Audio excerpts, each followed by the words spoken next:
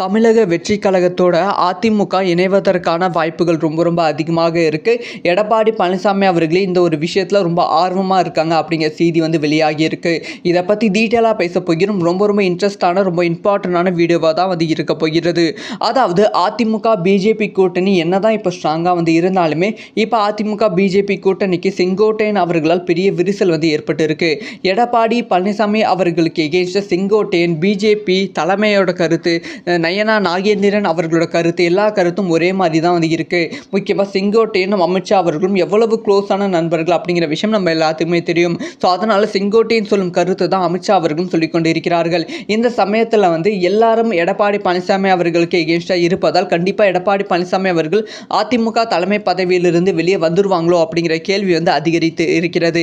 இந்த சமயத்தில் எடப்பாடி பழனிசாமி அவர்கள் என்ன சொல்லியிருக்காங்கன்னா, ஸோ என்ன ஆனாலும் நீங்கள் சொல்வது எதுவுமே நடக்காது, அப்படி நடந்தால் நான் பிஜேபி கூட்டணியிலிருந்து வெளியே போயிடுவேன் அப்படிங்கிற விஷயத்தை செங்கோட்டையன் எடப்பாடி பழனிசாமி அவர்களே சொல்லியிருக்காங்க.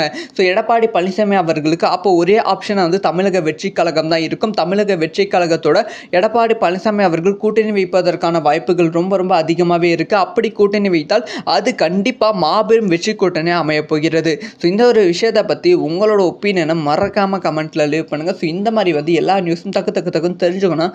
மறக்காமல் சப்ஸ்கிரைப் பண்ணி சப்போர்ட் பண்ணுங்கள். அண்டு வீடியோ பிடிச்சிருந்தா லைக் பண்ணுங்கள். பாய் நண்பர்களே.